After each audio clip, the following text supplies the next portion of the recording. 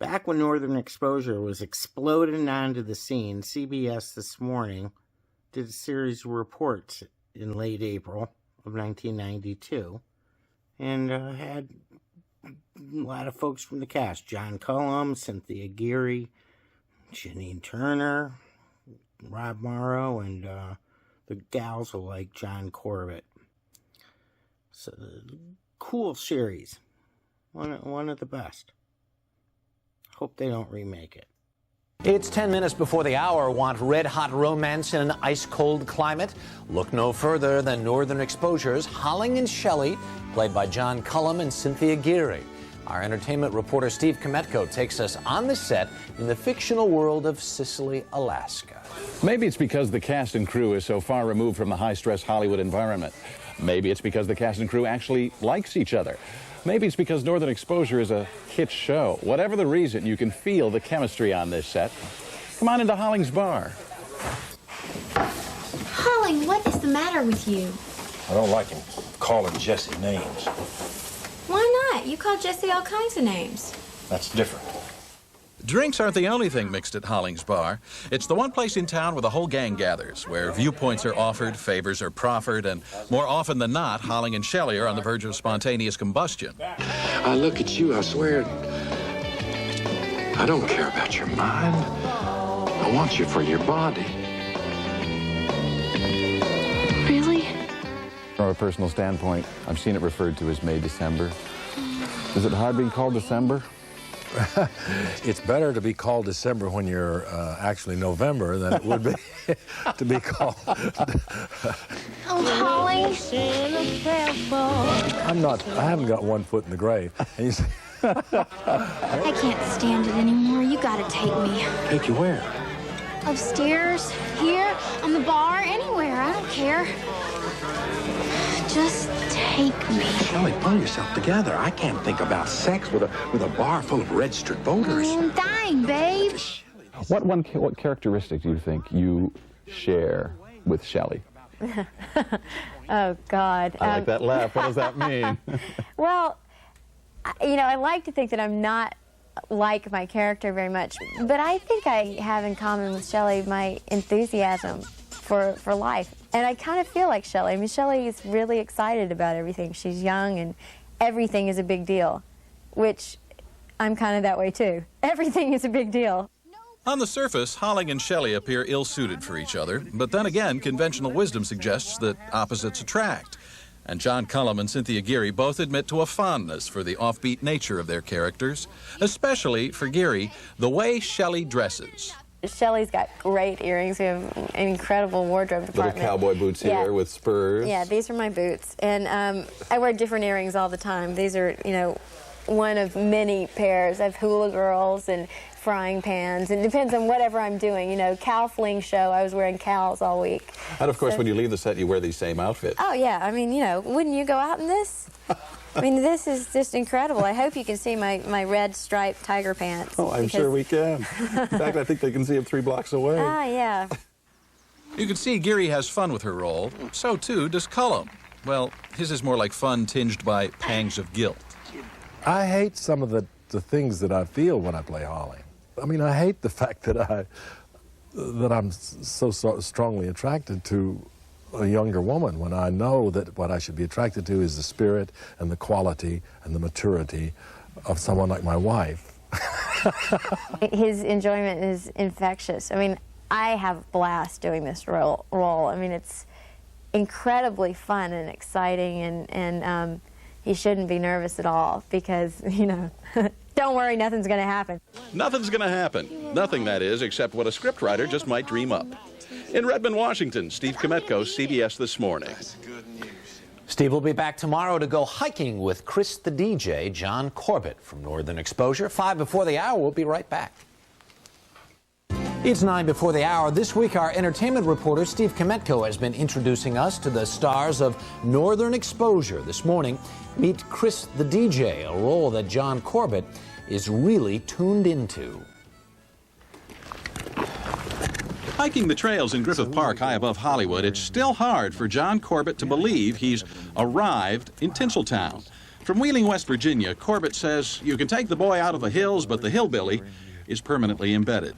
He even convinced the writers on Northern Exposure that his character should also hail from West Virginia. Now, back in the Mountain State, Corbett's become a local hero. They're like my biggest fans, you know. I went to my old high school, and they took me around to all the rooms. I was signing autographs for all the kids.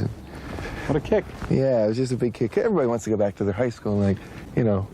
And be the person they weren't when they were there. Exactly. But today, we're here to celebrate the glorious aspects of our past. A tribute to a nation of free people, the country that Whitman exalted. Northern Exposure has provided national exposure for Corbett and for Chris, the offbeat, philosophical, deep-voiced DJ he plays. So now he's famous, and a little infamous, thanks to TV Guide. It declared him one of Hollywood's sexiest stars. Can you believe that? I can believe it. What about you? I can't. That's amazing. You know, when they called and said, we want to put you on the cover of TV Guide, I just flipped out. I couldn't believe it. And there I was, standing in the supermarket, and, you know, all the rows of registers with the TV Guide at each one, and I'm looking down there, it just astounds Did you feel like me. going, hello, everyone? I did. This is me. Do you know who I think I am? It was just wild. Look, Joe, you think we can finish this up later? Because I got to go see Irene, the eye doctor. Sure. Would you distract the women? Because I'll be okay if I can make the tree line. No, look, I'll just make a run for it. I'll see you later, okay? In one episode of Northern Exposure, for reasons too entangled to expand on here, Corbett becomes irresistible to women. Well, now, for reasons too entangled to expand on here, it's happening in real life, too. I was just in North Carolina, and there was a few girls, separate incidents. My face is getting all red. And they wanted to, you know, hang out with me, and they were pretty blatant about what they wanted to do, you know, with me, not to me. All this attention is wild, because I'll tell you what, Steve, 2 years ago, you know, I could go anywhere and no one would look twice. Though passion may have strained, it must not break the bonds of our affection. With the success of Northern Exposure, John can probably afford to dress for success, but by nature, he's superstitious. And the day we met up, he was wearing the same green shirt he wore the day he auditioned for the show. This is my lucky shirt because, you know, when I was going out for all those auditions for all those years, it's all pinned together now. See, folks, it's got pins in it, the buttons are all gone. It's my lucky green shirt. I'd book a commercial or two every time I wore it, and I started kind of depending on it to pull me through. Although Corbett's recent success may have affected his pocketbook, he assures us it hasn't gone to his head, and that he still thinks of himself as an old hillbilly. In Hollywood, Steve Kometko, CBS This Morning. Well, TV Guide may think John Corbett is merely one of the sexiest people in Hollywood, but the current People magazine ups the ante and says he's one of the 50 most beautiful people in the whole wide world. There you go. Tomorrow, what happened when Northern Exposure's cast and crew visited Alaska for the first time? 5 before the hour. We'll be right back. Wouldn't it be fun to hang out with a cast of Northern Exposure? Our entertainment reporter Steve Kometko did, and he even got to go on a field trip to a place where fiction ends and reality steps in. No, folks, as authentic as it may look, that is not really a cave drawing. It's one of the little behind-the-scenes oddities that I think makes Northern Exposure so endearing. Because, you see, it's not really shot in Alaska. It's not shot in Hollywood, for that matter. It's shot in an industrial park just outside Seattle. Don't get me wrong. I mean, I don't believe in blind obedience to the law. In my time, I've ignored stop signs, I've jaywalked, I've had open fires on Jones Beach, but that is the U.S. mail. A blend of real and unreal, this is where the show is shot and shaped. And a big part of the show is shaped by the shots fired by Maggie at Joel, and vice versa. Like their characters, Janine Turner and Rob Morrow view it all from different vantage points. I like watching Maggie and Joel. I think that there's an intellectual banter back and forth, and an appreciation of each other, though they never let each other know it. And that can be very addictive and kind of attractive. I would not tolerate a relationship as acrimonious as Maggie and Joel. Not that I would either find a way to cut through it and get past that tension, or I would not be around it. The exteriors for Northern Exposure are filmed here in Roslyn, Washington, an old mining town in the great Northwest. But in a continuing effort to keep the show's success from thawing, several members of the cast and crew recently journeyed for the first time to the land of the midnight sun.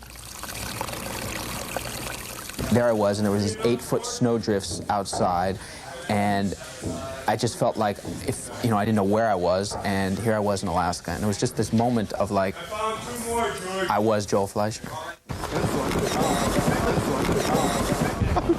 This whole state is art directed very well. It's done. It's beautifully done.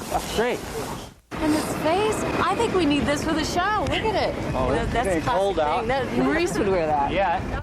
Keep an eye on upcoming episodes for props purchased by the show's prop master, Sean Markland. New shot glasses for Holling's Bar, some souvenirs for Ruth Ann's store, and all kinds of plates. Plates that say Alaska and Alaskan plates. You can't beat that. $25 and you'll stay warm for life. Talk about novelty items. This is a chinchilla athletic supporter. Perhaps a little something to help Dr. Fleischman through those frigid Alaskan nights. No, I think perhaps Halling, in one of his interludes with Shelley, might be wearing one of these. Next, Morrow and company from high above the fray watched the start of the Iditarod, Alaska's famous dog sled race, a race that commemorates a life-saving serum run from Anchorage to Nome, a run to squash a diphtheria outbreak. If you could pick one experience that will always stay with you from viewing the Iditarod, what would that be? It was being in Anchorage proper, downtown, and talking with some people there, some of the people in the pits where they were getting ready.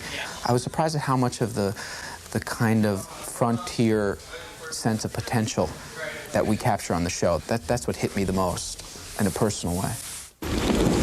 And if the show's producers get their way, and why shouldn't they, they're in charge, Rob Morrow will get the first-hand chance to see what it's like to drive a team of dogs. Yes, there's a sled in his future. Wait. Northern Exposure is a big hit in Alaska. There. Locals love the exposure it brings them. Well, it gives the rest of the nation a chance to see what we're all about, and we aren't just an icebox. And of course, I'm in love with Maggie, so I watch it for that. We love Rob. We love the whole cast. Well, just the rule settings and the snow and the crazy moose.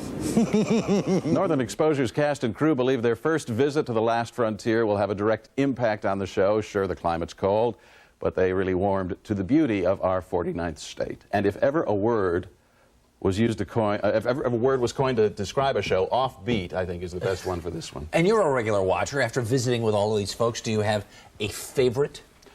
Janine Turner. In a second. She's so much fun to sit and talk with, and to say nothing of the fact that she's beautiful, she has a wonderful sense of humor, and she's bright. She's just a great gal. A great gal. Need more of those. Mm-hmm. Thanks, Steve. Sure. We'll be back.